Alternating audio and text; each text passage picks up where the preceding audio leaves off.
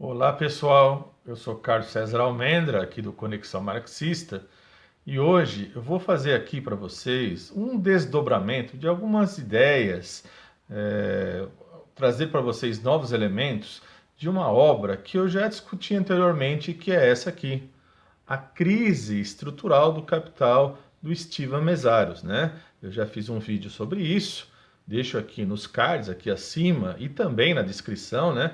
Para quem não viu ainda, chegou agora ou não teve a oportunidade de assistir esse primeiro vídeo, dá uma olhadinha lá, ali você vai ver as principais ideias contidas aqui que eu apresento nesse livro, né? E hoje eu vou fazer um desdobramento para mostrar o quão atual é essa obra e como ela é importante para entender a nossa realidade atual. Certo, gente? A gente se vê já após a vinheta.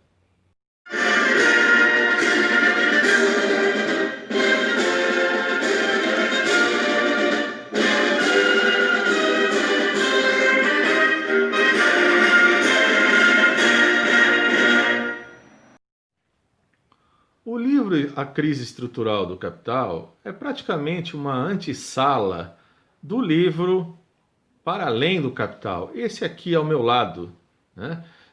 Na verdade, o Para Além do Capital é um livro que tem aí 1.100 páginas. Portanto, é um livro para você estudar ao longo de muitos meses, né? E é sempre bom lembrar que há uma diferença entre ler e estudar, né? Quando você pega um livro, vai lendo, quando muito fazendo algumas breves anotações, um livro como esse do Mesaros, Para Além do Capital, quando você chegar no fim, talvez muitas das ideias que estavam lá no começo você já não lembra muito bem, né? Porque você só leu. Outra coisa é estudá-lo, né? Então, na verdade, esse livro aqui, A Crise Estrutural do Capital, por isso que estou chamando ele de antessala. Ele é composto de 8 capítulos e, conforme eu disse anteriormente, 3 deles estão aqui no Para Além do Capital. Claro que, portanto, esses outros 5 são conferências, entrevistas que ele fez, obviamente, depois, né, anos depois de ter escrito Para Além do Capital, mas que refletem, né, mostram as novidades que estavam acontecendo aí no nosso mundo. E, portanto, todo o debate que você tem aqui na crise estrutural do capital são ideias, são categorias, conceitos presentes lá no Para Além do Capital. Vejam, esse livro aqui, como ele tem letras pequenas, né, muitas linhas, então, na verdade, se você fizesse uma formatação comum, mais corriqueira, eu diria que daria aí umas 250 páginas. Então veja que, mesmo assim, até uma obra mais sucinta do Mesaros não é tão sucinta, né? Haja vista, ele tem aqui algo em torno de 160 páginas, né? Mas que nem eu estou falando, né? Se você fizesse um outro tipo de configuração, iria para 250 páginas. Portanto, até aqui o Mesaros sempre tem um corpo, uma densidade até quantitativa, né? Mas vale a pena a sua leitura e vale a pena o seu estudo. Logo no primeiro texto desse livro, chamado A Crise em Desdobramento e a Relevância de Marx, que na verdade é uma conferência que o Mesaros fez lá em outubro de 2008, ou seja, 2 meses depois de ter eclodido a chamada crise de 2008, que foi a partir de agosto, né? Então, o Mesaros, ele está fazendo essa conferência em outubro de 2008 e ele fala o seguinte para o pessoal que está lá na conferência, né? Bom, vocês sabem que eu vim aqui em maio, né? Fiz uma outra conferência e se lembram que lá em maio eu disse o seguinte, né? Que quando lá em 68, às vésperas do maio de 68, eu conversava lá com o Lucien Goldman, que é um dos grandes sociólogos franceses, né, e, inclusive naquele momento amigo do Mesaros, né, que o Lucien Goldman acreditava no chamado capitalismo organizado. Não só ele, bem como o Herbert Marcuse, também importante pensador, né? E, enquanto isso, o Mesaros dizia o seguinte para o Goldman, que comparando aí o maio de 68 com a crise aí, de 29 e 33, né? Na verdade, você estava tendo lá comparando uma situação com a outra, a crise de 29 seria, na verdade, uma verdadeira festa no salão de chá do vigário, diante do que estava vindo, estava por vir, estava eclodindo ali em 68. Então, ali o mesário já estava dando os sinais do que viria a ser essa chamada crise estrutural do capital, né? E, na verdade, o que acontece? Então, vocês imaginem, né? Se isso ele está falando lá em 68, imagine a gente agora aqui, nesse mundo pós-crise de 2008. Porque vale lembrar, só para dar algumas evidências dessa crise estrutural do capital, como as crises elas estão encalacradas, estão imbricadas umas nas outras, né? Nem mal termina uma crise, já se amarra na outra. Por quê? Porque não é crises de longos períodos de recuperação, depois novo ciclo de acumulação para uma nova crise. Não.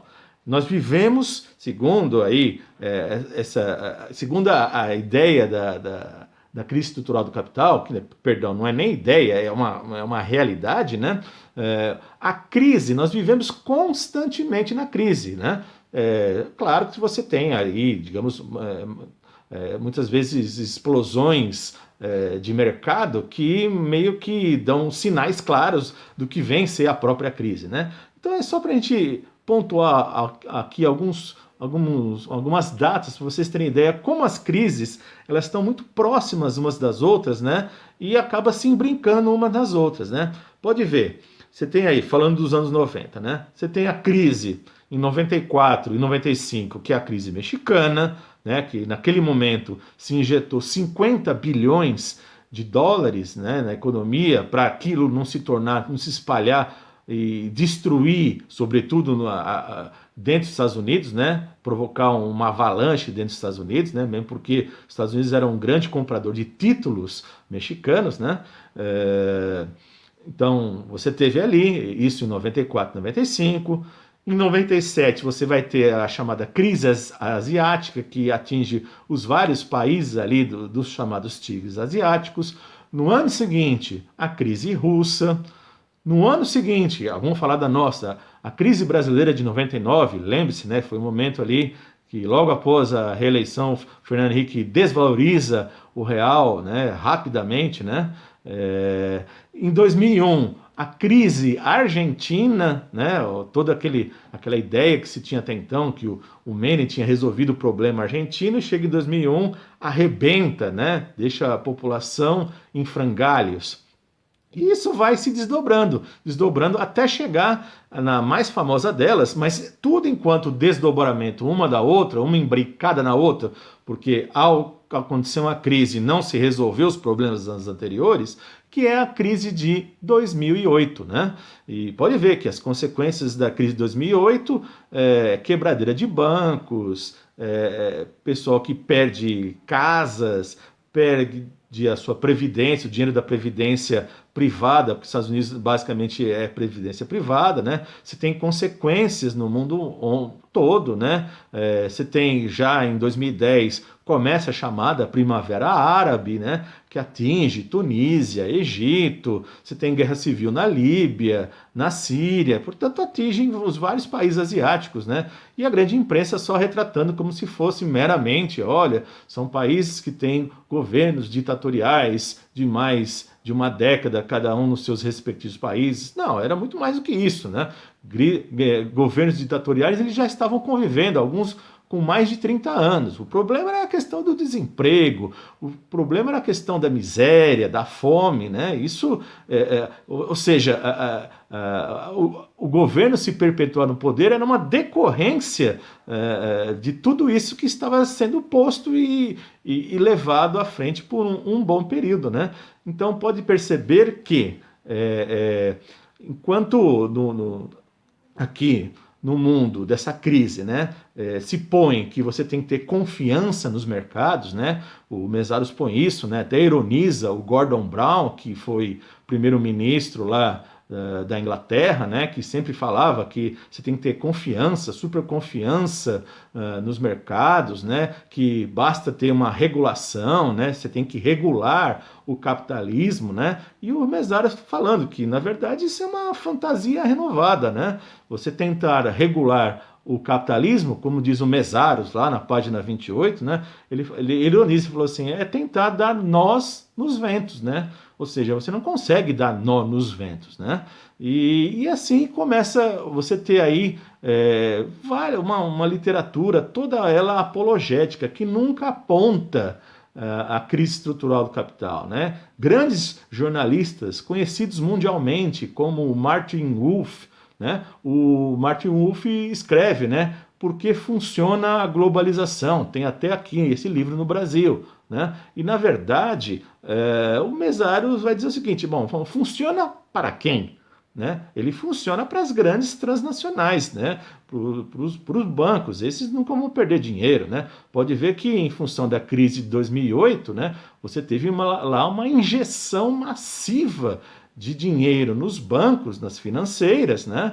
Para elas não quebrarem, não quebraram. E quem quebrou? Quebrou as empresas, quebrou a população, gente que perdeu casa, gente que simplesmente ficou sem dinheiro de aposentadoria futura, perdeu carro, perdeu tudo. E assim a gente vai ainda colhendo os frutos dessa situação, né? Pode ver que depois da Primavera Árabe, você tem aí, pegando no Brasil, né, os movimentos ali de junho de 2013, que estão aí, esses desdobramentos até hoje, ou seja, a crise só aumentou, o desemprego só aumentou, né?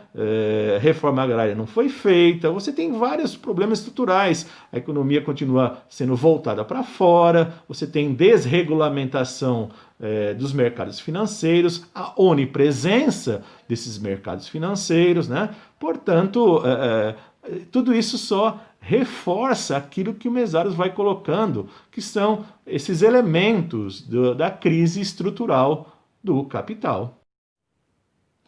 Um dos princípios importantes, colocados até sob a forma de capítulo, né, que é a necessidade do controle social, que é um dos capítulos aqui, né, do Para Além do Capital, mostra para nós que é uma ilusão você achar que com a conquista do Estado, o domínio do Estado, a fortificação do Estado, você vai resolver a situação. Bom, temos aí a própria experiência soviética que mostrou-se um verdadeiro desastre. Ou seja, o que você não teve ali foi exatamente o controle social. Ao contrário, aquilo que o Mesaros vai chamar das chamadas sociedades pós-capitalistas, né? Sociedades essas que, até por processos revolucionários, derrubaram a burguesia do poder, mas derrubaram o capitalismo, mas não derrubaram o capital, né? Você manteve ali o chamado capital, né? Na verdade, sob a forma de um capital coletivo, não social. É assim que o Mesaros está apresentando, né? O Chazin também reitera essa ideia do capital coletivo, não social, né? Nessas sociedades pós-capitalistas, né? Onde você tem o domínio e a extração da mais-valia não sobre os auspícios econômicos, e sim sobre uma toada política, né? Você mantém ali, portanto, a extração de mais-valia, só que é uma extração de mais-valia controlada ali agora pelo Estado, né? E, portanto, você não tem realmente uma edificação, uma solidificação do chamado socialismo, né? E para isso é fundamental o quê? Você ter controle social, ou seja, controle social é pensar no quê? Nas cooperativas, nos chamados soviets, né? Nos órgãos regulatórios advindos da perspectiva do trabalho, né? E não, ou seja, portanto, de baixo para cima e não de cima para baixo, né? Seja na produção e seja nas decisões, né? Na verdade, você tem o quê? Nas sociedades onde o Estado passou a ser o controlador de cima para baixo, você passou a ter ali o quê? A burocracia e a força de uma camada, né, burocratizada que domina toda a população. E é exatamente isso que o Mesáros faz, que diz que isso não vai trazer para nós uma transição ao socialismo. Um dos pontos centrais que Mesáros enfatiza na sua obra é a necessidade imperiosa da ofensiva socialista, porque o que nós temos na realidade é um conjunto de partidos, de movimentos hoje em dia que suas lutas não vão para além do capital. O Mesáros está enfatizando, portanto, a necessidade da ofensiva socialista, enquanto que nós temos, na verdade, um movimento reformista, um movimento que não luta para além do capital, só se limita à esfera institucional, à esfera parlamentar, né? Ou seja, não prioriza a esfera extra-parlamentar, né? Então, as ações do executivo sempre são no sentido de medidas, quando muito progressistas, no sentido do keynesianismo, neo-keynesianismo, né? Tudo isso na tentativa de regular, controlar o capital. O capital, como o Mesáros deixa muito claro, ele é incontrolável, né? É ele que controla, o capital é ele que regula, é ele que controla o sócio-metabolismo. Portanto, tentar controlar o que é incontrolável. Se o capital ele é incontrolável e encontrou no capitalismo o modo de produção melhor para se autorreproduzir, né? Porque diferentemente dos modos de produções anteriores, né, que minimamente visavam a reprodução da sociedade, né, mesmo que em bases desiguais, o capitalismo ele produz riquezas somente para a autoacumulação, né? Ou seja, não é prioridade do capitalismo resolver o problema da distribuição de renda, resolver o problema da questão da terra, da desigualdade social, das diferenças e da subalternidade da mulher, do negro, nada disso. O capital não está preocupado com isso, né? Por isso que tem tudo a ver a ideia de ofensiva socialista, porque só assim, com o socialismo, a gente podemos ter aí aquilo que o Mesáros vai tratar da chamada igualdade substantiva, né?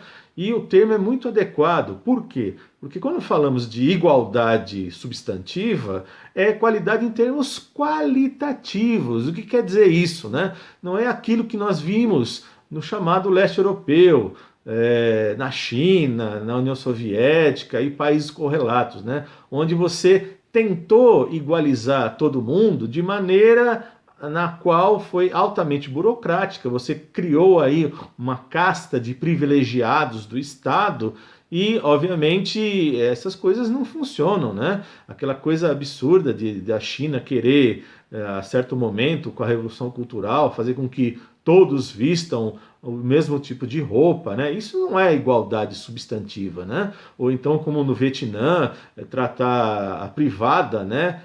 A privada que é para fazer as necessidades fisiológicas como um bem burguês, né? Tanto é que se perseguia professores porque na concepção do Vietnã ali, revolucionário, achava-se que todo professor era um contra-revolucionário, né? Imbuído de valores burgueses, né? Portanto, a igualdade substantiva é o respeito às diferenças, né? É você minimamente, a partir do fim da propriedade privada e do Estado, criar condições onde cada um possa exercer sua potencialidade, cada um tenha minimamente resolvido as questões materiais, as questões econômicas, e aí, portanto, desenvolver a sua subjetividade, né? Isso sim seria uma igualdade substantiva, isso sim seria uma sociedade mais igualitária em termos substanciais.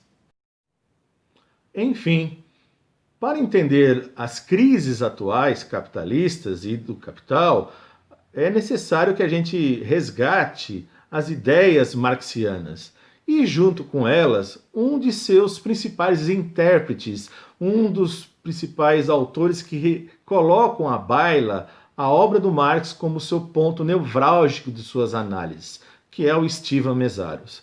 Então fica aqui o convite mais uma vez para a gente mergulhar, né, na obra do Meszaros, obra essa que ainda não foi totalmente traduzida para o português, mas já temos aí um conjunto bom, uma gama de livros fundamentais e necessários para que possamos entender a nossa realidade.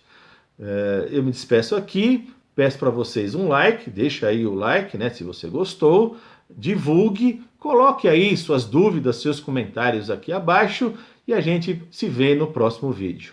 Um abraço a todos!